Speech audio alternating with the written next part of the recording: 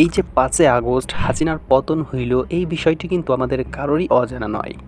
হাসিনার পতনের দিন বাংলাদেশের স্টুডেন্ট সহ সর্বস্তরের মানুষেরা বিজয় উল্লাস করেছে। দিনের বেলায় তারা বিজয় উল্লাস করলেও ভয়াবহতা নেমে আসে রাত্রে। হাসিনা ক্ষমতায় থাকাকালীন ভারতের সহ যে সমস্ত সৈনিকদেরকে চাকরির আসনে বসিয়েছিল, তারা হাসিনার পতনে মুখ থুবড়ে পড়ে এবং এলোপাতাড়ি গুলি ছুড়তে থাকে, যা আমি ইতিমধ্যে একটা ভিডিওতে বলেছিও। হাসিনার পতনে শুধু ভারতের সৈন্য না, পুরো ভারতবর্ষই যেন আমাদের শত্রু হয়ে পড়ে। ভারতের টিভি নিউজগুলা দেখলে এগুলা আর জানার অপেক্ষা রাখে না। এই মুহূর্তে যে ব্রেকিং নিউজ এসেছে দেখাবো। এই মুহূর্তে যে ব্রেকিং নিউজ এসেছে, সেই ব্রেকিং নিউজ বড় খবর। এই মুহূর্তে কোথায় গুলি মারবে দেখুন অবস্থা, লজ্জাজনক ছবি।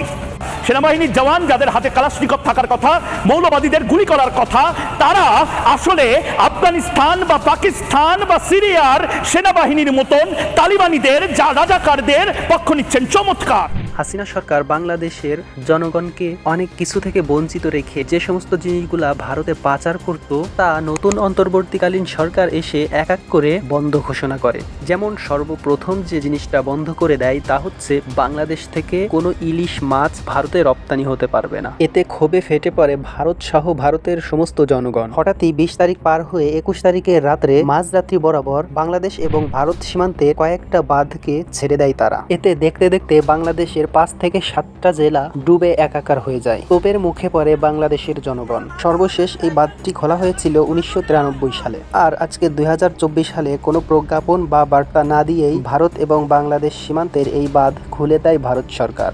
ভারতের এই একপক্ষীয় চিন্তাধারা আন্তর্জাতিক বিধিমালাও ভঙ্গ করে। কিন্তু এ নিয়ে জাতিসংঘের কোনো মাথা ব্যথা নেই। কোনো এককালে আমাদের জনগণের শত্রু, দেশের শত্রু এবং জাতির কুলাঙ্গার শেখ মুজিবুর রহমান বলেছিল, ভারত বাঙালি ভাই ভাই। শুধু এই ভারত বাঙালি ভাই ভাই অর্থাৎ আমাদের প্রতিবেশী দেশ ভারতের থেকে আমরা শুধু ক্ষতি সাধনটুকুই পেয়েছি, কোনো উপকারের চিহ্নটুকু আমাদের দেওয়া হয়নি।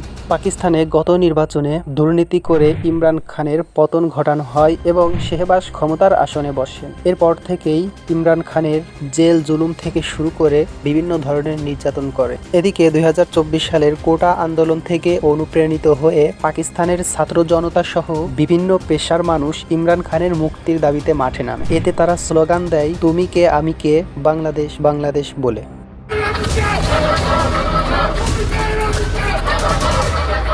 জাতির কুলাঙ্গার শেখ মুজিবুর রহমান যাদেরকে শত্রু বলে আসছে এবং যাদেরকে বন্ধু বলে আসছে, তা সম্পূর্ণই একটা ব্যতিক্রম এবং ভিন্নতা। পাকিস্তান আমাদের শত্রু দেশ হয়ে যা করে,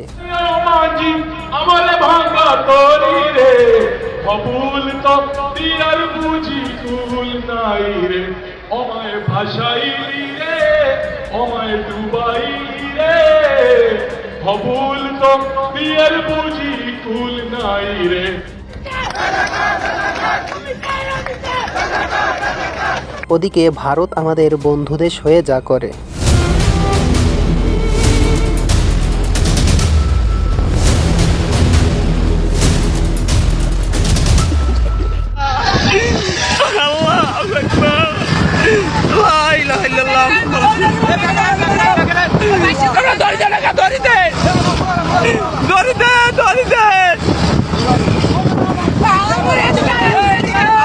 অতএব ভারত কোনোদিনও আমাদের বন্ধু ছিল না, নেই এবং কোনোদিন বন্ধু থাকবে না। এখন আমাদের উচিত ভারতীয় সমস্ত পণ্য বয়কট করা। শুধু তাই নয়, পণ্য বয়কট করে আমরা ক্ষান্ত হব না। আমাদের উচিত বাংলাদেশ এবং ভারত সীমান্তের মাঝামাঝি যে বাঁধগুলো আছে, যে বাঁধ ছেড়ে দেওয়ার হুমকি ভারত আমাদেরকে প্রতিনিয়ত দিচ্ছে, সেই বাঁধের সামনে আমাদের নতুন করে বাঁধ নির্মাণ করা, যেন ওরা বাঁধ ছেড়ে দিলেও আমরা নিজেদেরকে রক্ষা করতে পারি। আর এই মর্মে আমাদের বাংলাদেশি সমস্ত ভাই ও বোনদেরকে এক হতে হবে। হাসিনার পতনের পর যে হিন্দুরা বাংলাদেশে থাকা অবস্থায় গুজব ছড়িয়েছে, ভারত এবং বাংলাদেশের ভিতর একটা দাঙ্গা বাঁধিয়ে দেওয়ার চেষ্টা করছে, বাংলাদেশে থেকেও তারা ভারতকে বেশি আপন বলে মনে করছে, তাদেরকে একটা মেসেজ দিতে চাই। যদি এই মেসেজ পেয়েও আপনারা শুধরে না যান, তাহলে আপনাদের মতো বোকা আর মূর্খ এই জগতে আর হয়তো হতে পারে না। ভারত কিন্তু বন্যার পানি ছেড়ে দেওয়ার সময় কে মুসলিম কে হিন্দু এটা দেখে না। তাদের একটাই টার্গেট, এটা হচ্ছে একটা বাংলাদেশ, আর বাংলাদেশ ভারতের শত্রু। তাদের টার্গেট এটা থাকে। অতএব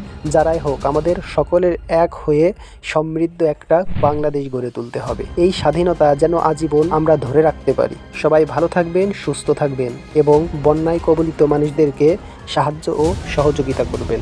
ধন্যবাদ।